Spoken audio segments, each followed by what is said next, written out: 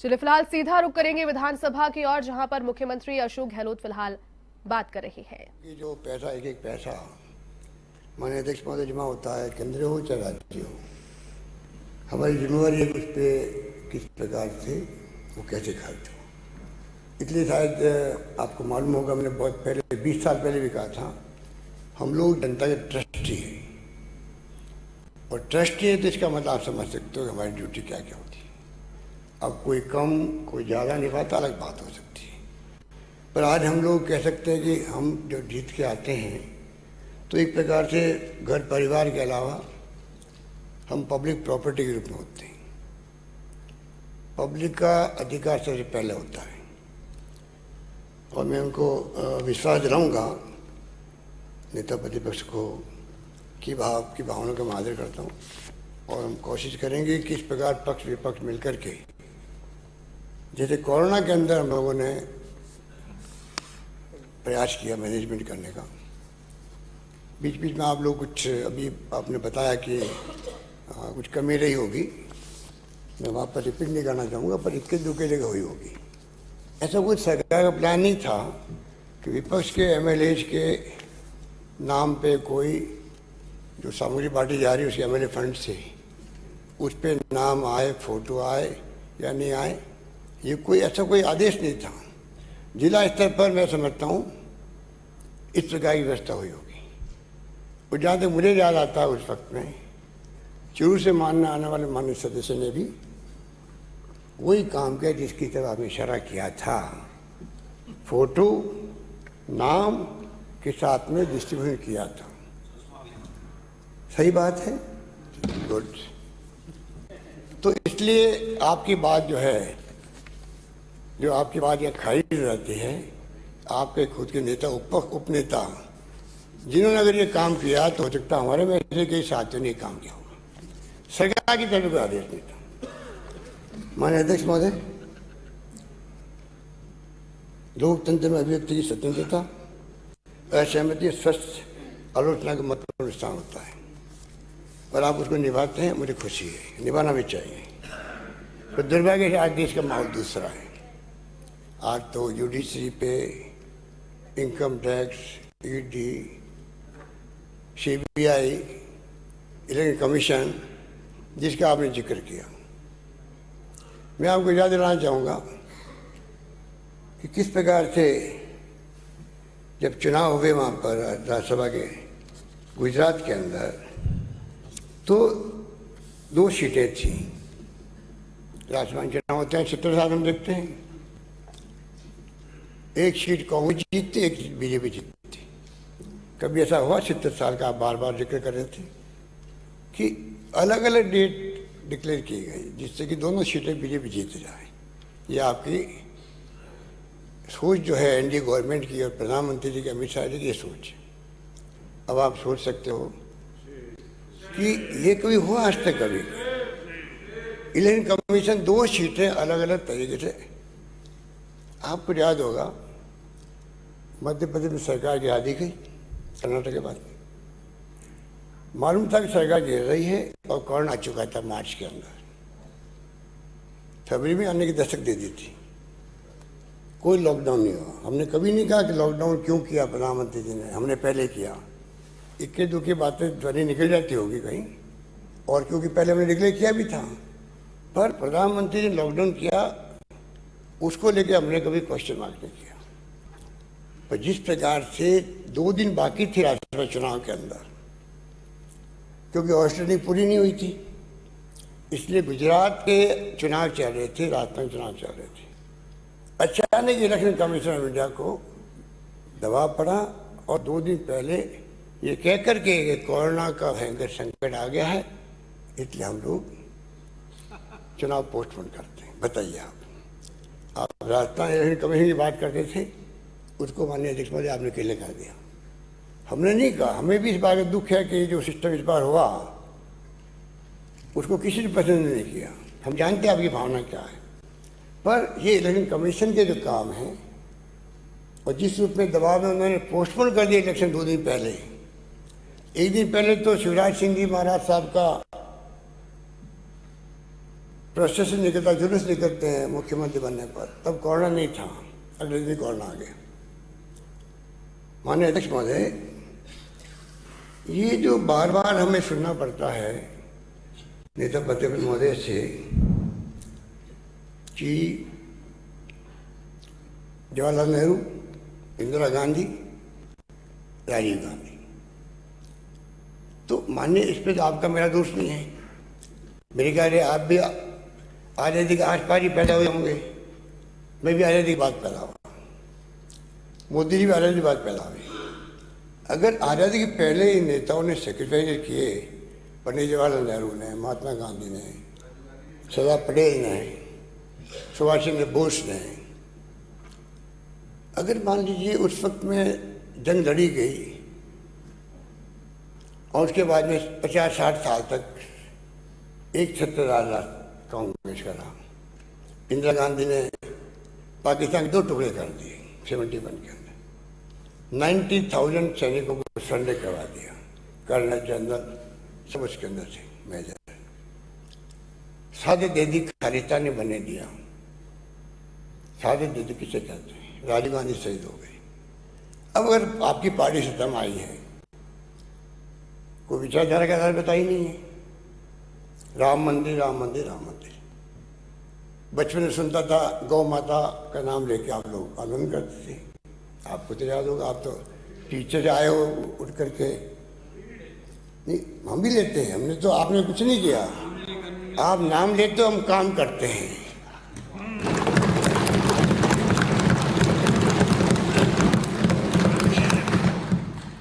आप नाम लेते हो, हम काम करते हैं। आपने नाम लिया गौ माता का राजनीति करने के लिए, हमने गौ माता को गौ माता समझा। पहली बार मैंने उनके लिए गौशालों को अनुदान देना प्रारंभ किया है।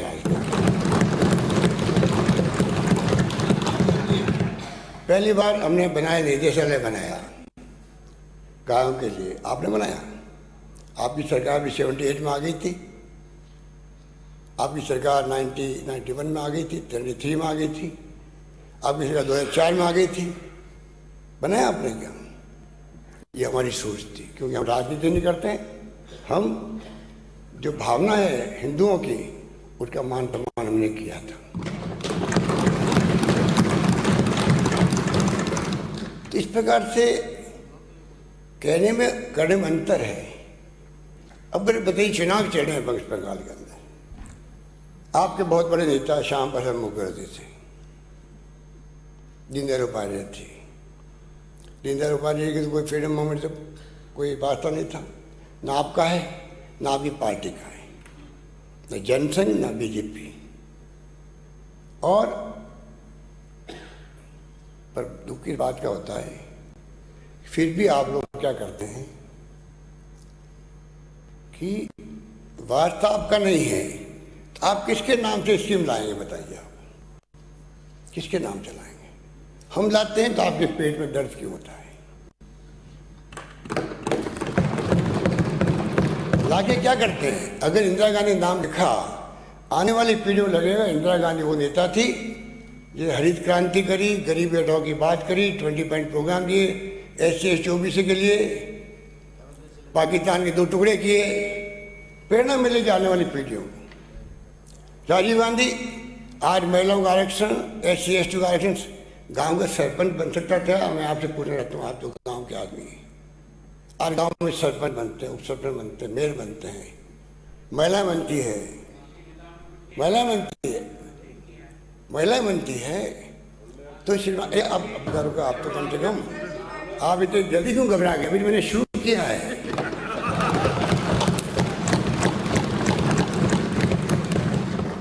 '73, '74 अमेंडमेंट, क्रांतिकारी काम। एंटी डिफेक्शन बिल लाए तो राजीव गांधी लाए, 10 बजे खत्म करने के लिए, उनकी मंशा साफ थी। IT का आज जो मोबाइल फोन सबके हाथ में है, कंप्यूटर है, सुपर कंप्यूटर है। भामा साहब आपके पास, आपकी सरकार ने वसुंधरा जी के वक्त में जो प्रोजेक्ट बनाया, बहुत शानदार प्रोजेक्ट है वो। पता नहीं आपका उसके बारे में क्या कमेंट होगा, मुझे पता नहीं, पर वास्तव में शानदार काम है। आप सोच सकते हो, बहुत एडवांस है वो। ये किसी तरह बनवाता है, एक सैम पिचुल्डा राजीव गांधी उनकी सोच का परिणाम है कि देश को इतनी बड़ी आईटी का आज सौगात मिली देश को। दुनिया मुट्ठी में हो गई है। आप अभी अध्यक्ष महोदय कह रहे थे, अध्यक्ष महोदय यूट्यूब है, दुनिया देख सकती है कि असेंबली के अंदर कौन क्या बोल रहा है। ये कोई कम बात है क्या? आप कॉन्ट्रीब्यूशन कैसे बोल सकते हो?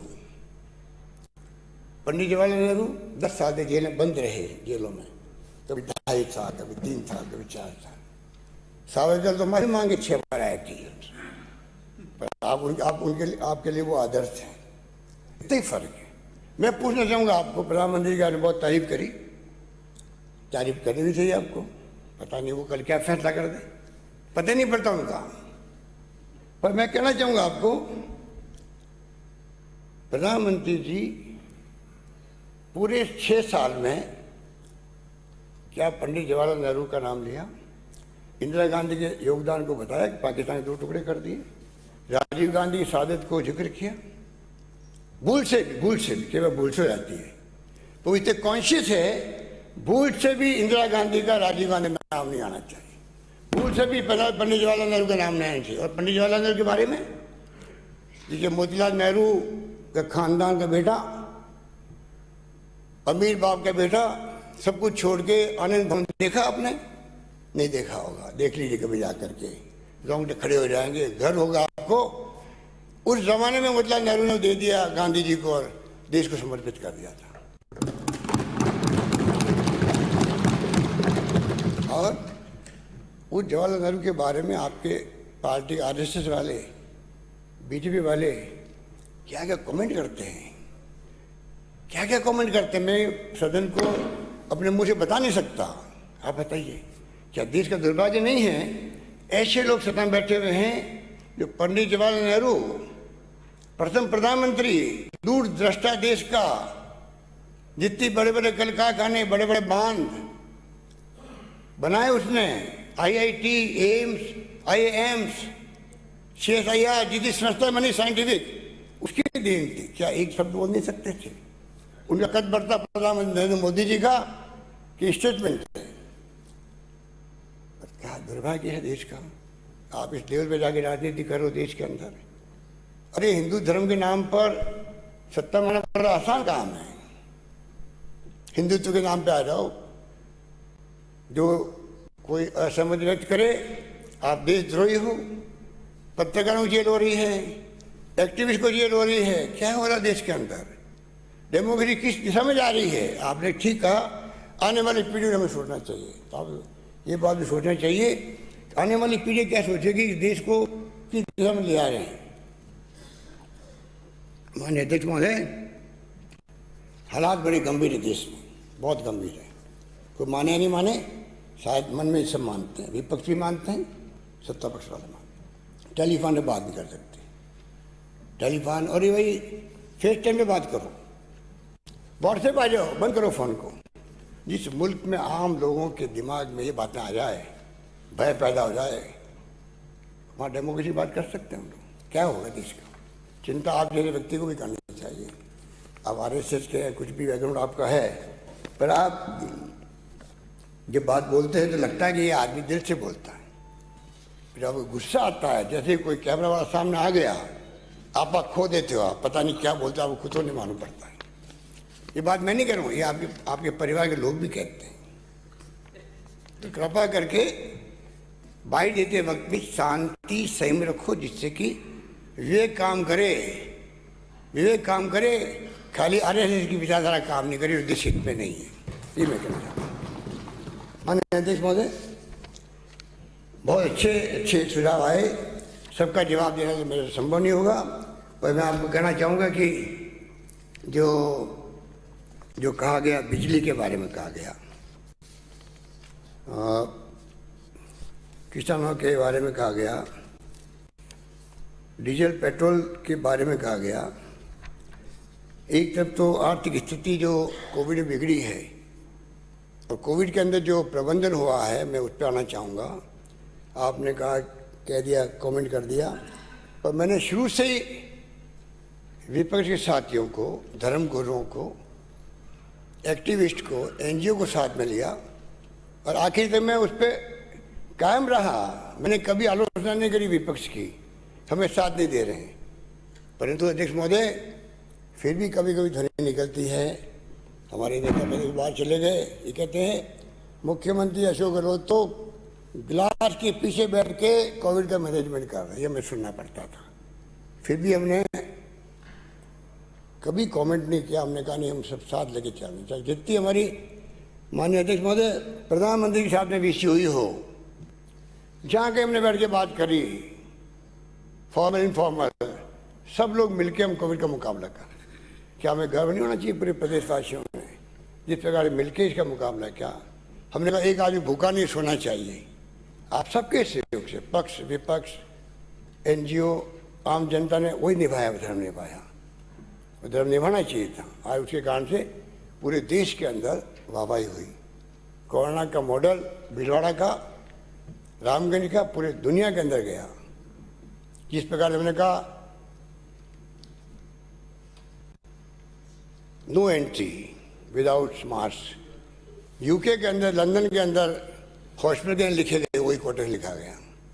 WHO तारीफ करता है, नीति आयोग के जो मिस्टर पॉल है, डॉक्टर पॉल, वो तारीफ करते हैं आकर के। WHO कहता है जो वैक्सीन के अंदर भी राजस्थान सबसे आगे है, तमाम पैरामीटर पूरे कर रहा है। मृत्यु दर हमारे यहाँ कम रही, इंफ्रास्ट्रक्चर में बढ़ा दिया आपके सबके सहयोग से। 2-2 करोड़ रुपये हमने MLA फंड से भी लिए। आपके खुद के क्षेत्र में आपकी चॉइस से CHC बनेगी, मॉडल के रूप में बनेगी। इंफ्रास्ट्रक्चर कैसे मजबूत हो मेडिकल का, उस पर हमारा पूरा फोकस है। और मुझे दुख इस बात का है कि हमारे पाली जाने वाले जो साथी है, जो हमेशा सोशल वर्क करते रहते हैं इसके अंदर, और जिनका रुचि भी है कि किस प्रकार से मैं गरीबों की मदद करूं मेडिकल के अंदर। जब सरकार की नीति वही है किस प्रकार से मदद हो, उसके बाद में उनका जो कमेंट आए हैं उनके संबोधन में, वो मुझे थोड़ा तकलीफ देने वाले थे कि जिस प्रकार से हमने व्यवस्था करी है आज उसका लोहा सब मानते हैं, परंतु जिस प्रकार की बातें उन्होंने कही है, जिस प्रकार से कोविड को लेके और जो प्रबंधन को लेके, मैं समझता हूँ कि राजस्थान में तो एक प्रकार से एक इतिहास बन गया। आज कोरोना मुक्त झुंझुनू हो गया, हनुमानगढ़ हो गया, चूरू जिले कोरोना मुक्त हो गए हैं। हमने 0 से शुरू करे 70,000 टेस्ट तक हमारी कैपेसिटी हो गई है और 2,781 लोग जो हमारे बीच नहीं रहे हैं। हमारे विधायक कैलाश त्रिवेदी जी और किरण महेश्वरी चली गई, इसका मैं दूसरी बात का है। पर जहाँ तक व्यवस्था की बात थी, मैं समझता हूँ कि जब दुनिया तारीफ कर रही है, साइंटिस्ट तारीफ कर रहे हैं, WHO तारीफ कर रहे हैं, डॉक्टर VK पॉल तारीफ कर रहे हैं और हम विपक्ष की तारीफ कर रहे हैं, सबने साथ दिया हमारा, तब भी आप हमसे शिकायत करोगे, ये हमारी समझ के परे है। माननीय अध्यक्ष महोदय, बीमा के ऊपर बहुत बात की जा रही है कि हमने समाप्त कर दिया।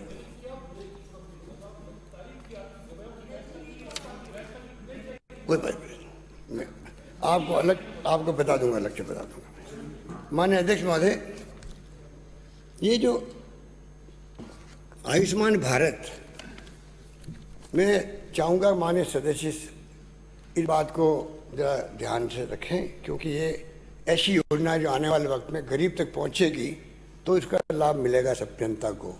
कई बार गरीब तक बात पहुँचती नहीं है। माननीय अध्यक्ष महोदय, पहले यहाँ पर भामाशाह योजना थी जो NFSA के जो बेनिफिशियरी है उन तक ही मिलती थी। हमने उसको बढ़ा के कुछ नहीं किया। हमने जो सरकार का सेंसस है, जो सोशियो इकोनॉमिक कास्ट सेंसस, जिसके अंतर्गत केवल 59 लाख 71,000 परिवारों को लाभ मिलता है, हमने सिर्फ ये किया कि उसको और NFSS को, जो यहाँ पर योजना चल रही थी, दोनों को मिला के हमने लागू किया इसको। उसकी संख्या बढ़ गई है। और एक बात मैं और निवेदन करना चाहूँगा आपको माननीय अध्यक्ष महोदय, कि भारत सरकार जो प्रीमियम होता है बीमा कंपनी का, उसका भी कैप लगा देती है। उससे ज़्यादा हम आपको प्रीमियम नहीं देंगे। तो आप सोचिएगा 1052 रुपये प्रति परिवार की 7% भुगतान करती केंद्र सरकार। और जब इसका 1800 रुपये हो गए हैं, कहाँ तो 1052 का 1800 रुपये, और कैब उनका अलग लगा हुआ है। तो इस प्रकार से जब संख्या बढ़ गई है, हमने उसकी परवाह नहीं करी और हमने उस संख्या को मिलाते हुए 1,10,00,000 परिवारों को देना मंजूर किया। 3,50,000 के बजाय 5 लाख रुपये, 5 लाख का बीमा हुआ है। और उससे बड़ी बात ये जो अभी आपने आशंका व्यक्त करी कि आपने बीमा बंद कर दिया, लोग मारे गए, ये आपको गलत फहमी है। कोई सरकार ऐसी नहीं होगी जो इस प्रकार कदम उठाए कि आप जवाब क्या दो। 1 सितंबर 19 से 29 जनवरी 21 तक, जब तक ये योजना लागू नहीं हुई हमारी, तब तक 10,13,837 पेशेंट का इलाज हुआ। 10,13,837 पेशेंट का इलाज हुआ है, जिस पर 935 करोड़ रुपए खर्च हुए। 935 करोड़ रुपये खर्च हुए। आपने कह दिया कि वो योजना बंद होगी। बंद कुछ नहीं हुई थी। इसको हमने नया प्रोसेस करके किया, जिससे कि कोई आदमी तकलीफ नहीं पाए। आप बीच में प्लीज।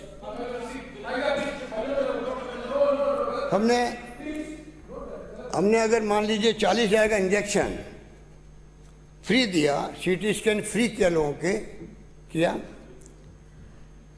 रेमडेसिविर फ्री दी, 1,57,200 लोग इंजेक्शन लगे हैं। ये कोई मामूली बात नहीं थी। इसी कोई बात समझ गए। ये 45 करोड़ रुपए खर्च हुए।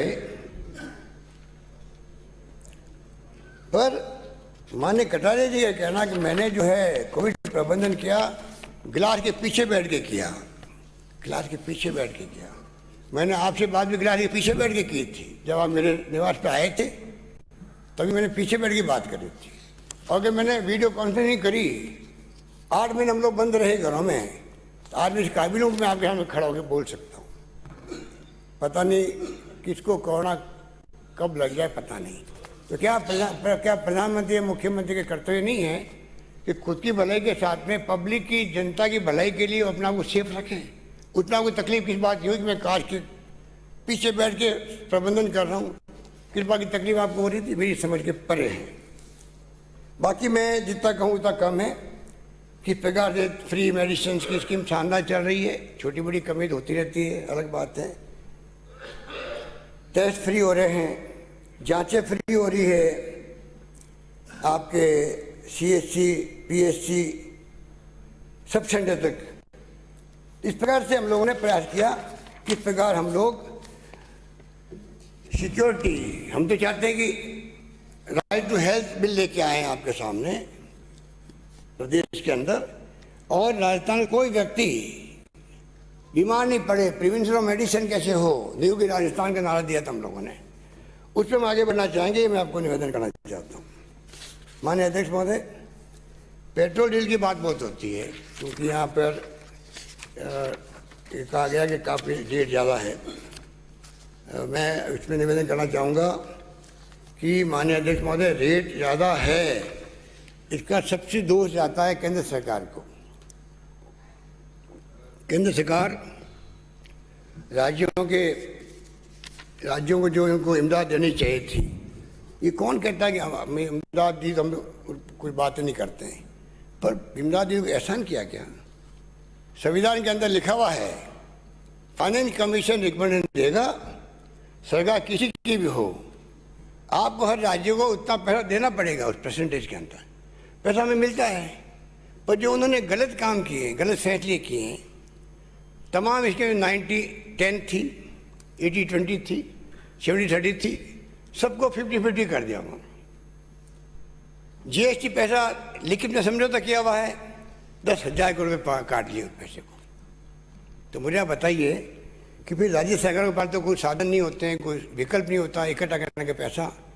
केंद्र के पास तो सब कुछ होता है। और जहाँ तक बात की जाती है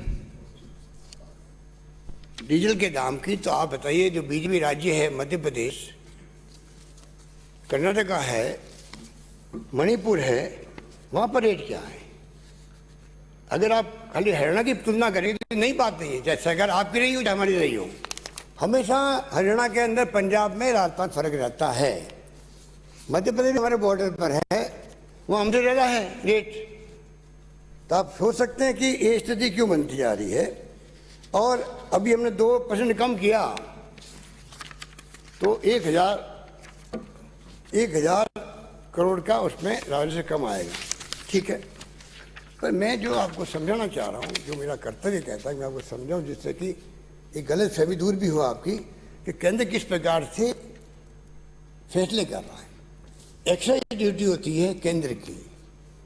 जब यूपीए गवर्नमेंट थी तो 135-140 डॉलर प्रति बैरल हो गए थे दाम। मनमोहन सिंह सरकार में 70 रुपये से कम रेट रही है देश के अंदर। आज 90 रुपये 100 रुपये क्यों पहुंच रही है, जबकि दाम हो गए 40 डॉलर हो गए। कहाँ 140 से 40 डॉलर पे आ गई अंतर्राष्ट्रीय कीमतें, और कहाँ रेट बढ़ती क्यों जा रही है? मैं बताऊँ क्यों बढ़ती जा रही है।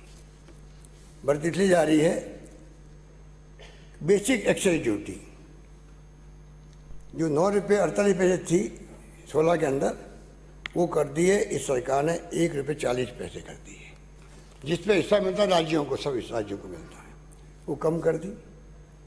स्पेशल एक्साइज ड्यूटी जो 6 रुपये थी उसको बढ़ा के कर दिया 11 रुपये कर दिया। हिस्सा नहीं मिलता, राज्यों को हिस्सा नहीं मिलता है। एडिशनल एक्साइज ड्यूटी लगाई, 2 रुपये थी रेट, 18 रुपये कर दी। जो हिस्सा नहीं मिलता वो बढ़ते जा रहे हैं, जो हिस्सा मिलता है उसको कम करते जा रहे हैं।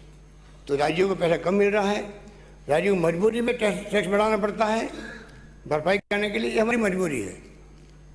डीजल के अंदर भी यही हुआ, 11 रुपये 33 पैसे थे एक्साइज ड्यूटी के, जो हिस्सा मिलता है राज्यों को, वो लेके आ गए 1 रुपये 80 पैसे पे। स्पेशल एक्साइज ड्यूटी जो हिस्सा नहीं मिलता है वो लेके आ गए 1 रुपये से 8 रुपये लेके आ गए। और एडिशनल एक्साइज ड्यूटी 6 रुपये से 18 रुपये लेके आ गए।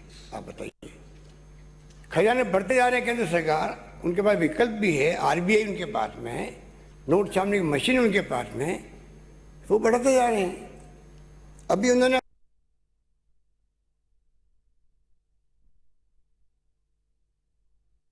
अभी लगा दिया एग्रीकल्चर इंफ्रास्ट्रक्चर डेवलपमेंट सेस, और उसमें सेस लगाया और एडिशनल एक्साइज ड्यूटी मामूली कम कर दी बताने के लिए। तो मैं कहना चाहूँगा आपको, हमें गहराई से जाना पड़ेगा हकीकत क्या है, क्यों लगाया जा रहा। हमने सब असेसमेंट कर लिए कि जिस प्रकार से आपके पैसा लगा है, जो डीजल सस्ता मिलता हरियाणा से, ये जानकारी है सरकार के, उसके बावजूद भी हम कम इसलिए नहीं कर पा रहे हैं। कम करेंगे तो पूरा रेवेन्यू हमारा बहुत कम हो जाएगा। और कोविड के अंदर वैसे भी स्थिति ऐसी बनी हुई, तभी हमने आप सबकी भावनाओं को देखते हुए, पब्लिक की भावनाओं को देखते हुए कोशिश करी 2% कम करने की कोशिश करी। माननीय अध्यक्ष महोदय, किसानों की कर्ज माफी को लेके सुनना पड़ता है कि आप वादा खिलाफी कर दी। वादा खिलाफी की हमने वादा निभाया पूरा। जो हमारा खुद के राज्य की बैंक थी, सीसीआई बैंक हो चाहे भूमि विकास बैंक हो, सबके हमने कर्जे पूरे माफ़ किए।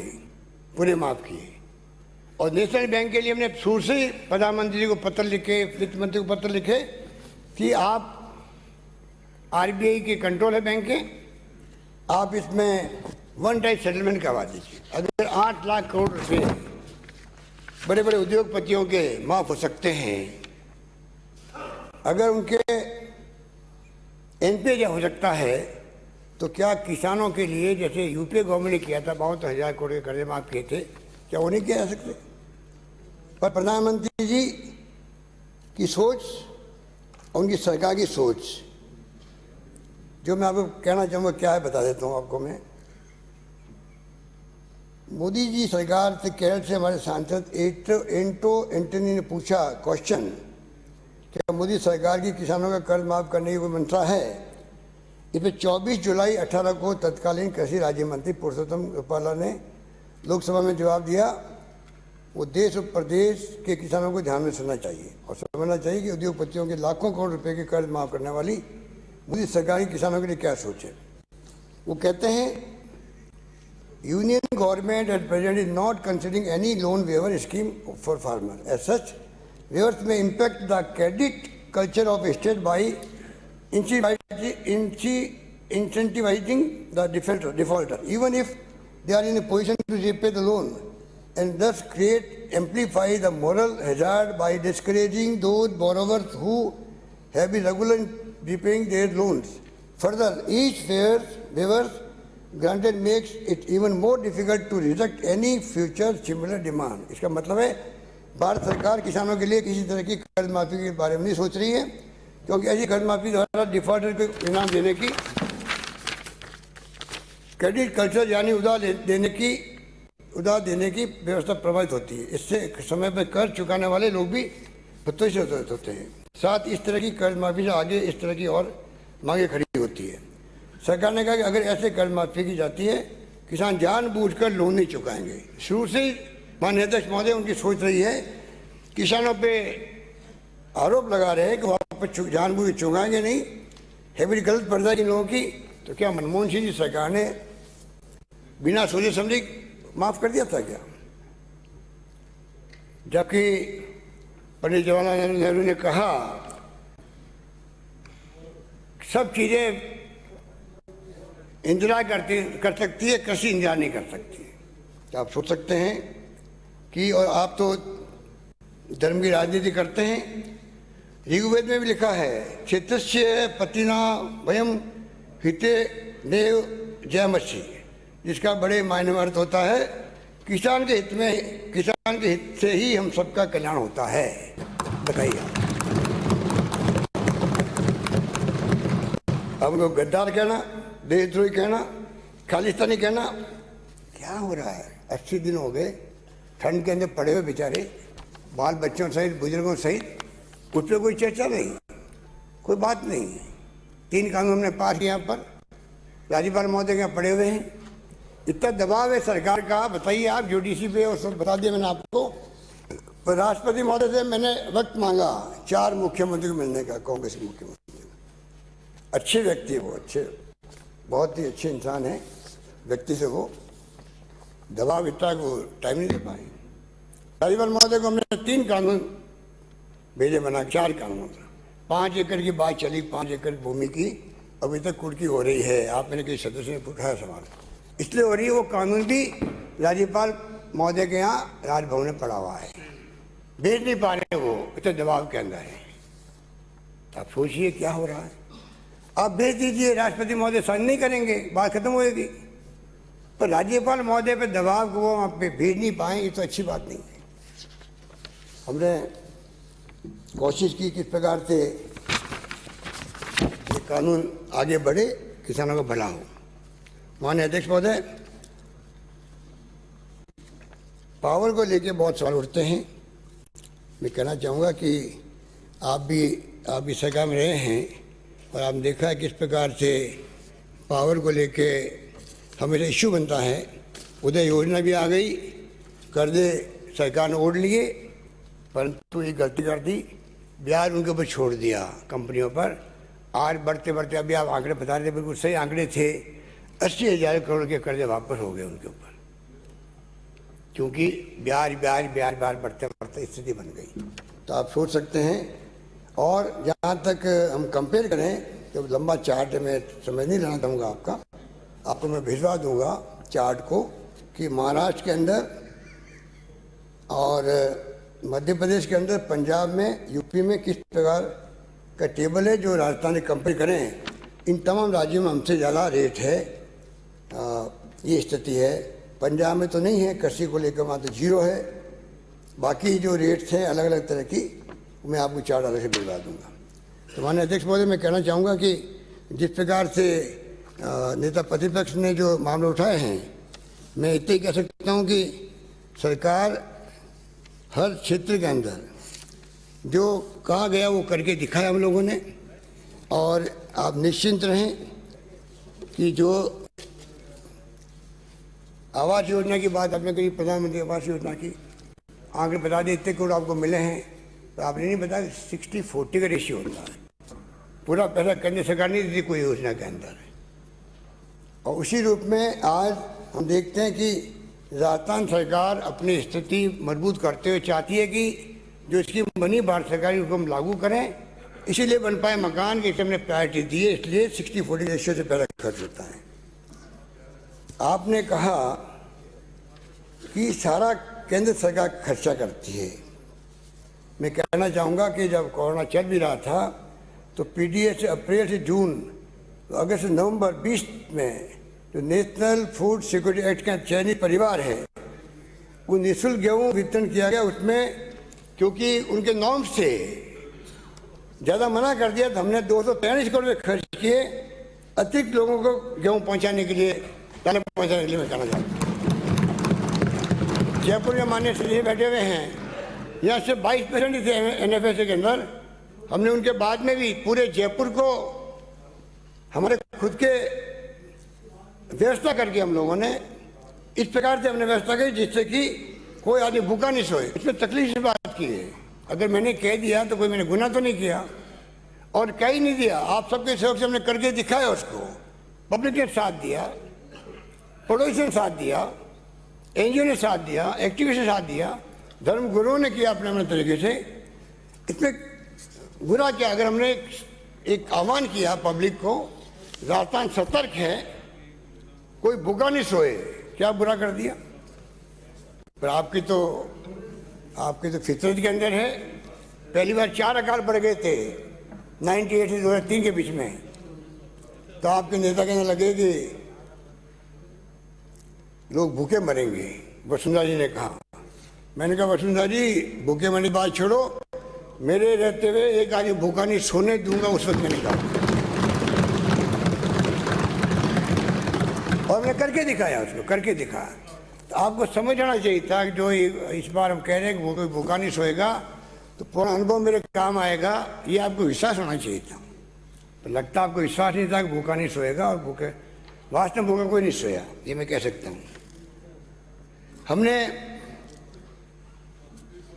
37% सैनिक के परिवारों को सर्वे करा करके 10 किलो गेहूँ 2 किलो चना अलग से दिया हम लोगों ने। और NFSA के में परिवारों की क्योंकि शिलिंग है उसके अंदर, आपको मालूम होगा नेशनल फूड सिक्योरिटी एक्ट में शिलिंग बना रखी है भारत सरकार ने, शहरों की, गाँव की। और सेंसस कौन सा है? 2011 का सेंसस है। अरे भाई आप तो 21 हो गए, 10 साल हो गए इसको। हमने कहा आप लेटेस्ट सर्वे के आधार पर स्कीम लागू करो। ये मैंने प्रधानमंत्री से रिक्वेस्ट भी करी है। पर हमने 80 करोड़ रुपये खर्च करके उनका ध्यान भी रखा कि शिलिंग में जो नहीं आते थे 34 लाख चयनित परिवारों को हमने इस प्रकार से गेहूँ खरीद करके उनको निःशुल्क बांटा उस वक्त में। और तो और हमने 33 लाख लोगों को, जो गरीब लोग थे, उनका पूरा सर्वे करवाया गया। और डेस्टिट्यूट भी थे उसके अंदर, रेडी वाले थे, पटरी वाले थे। 33 लाख लोगों को हमने 1,1500 रुपये, 3,500 रुपये दिए। करीब 1,155 रुपये, 1,155 करोड़ रुपये हमने बांटे उस वक्त में। तो इसे मैंने कोई गलती की क्या? भूखा नहीं सोए थे, तभी भूखा नहीं सोए आदमी के उसको लगे कि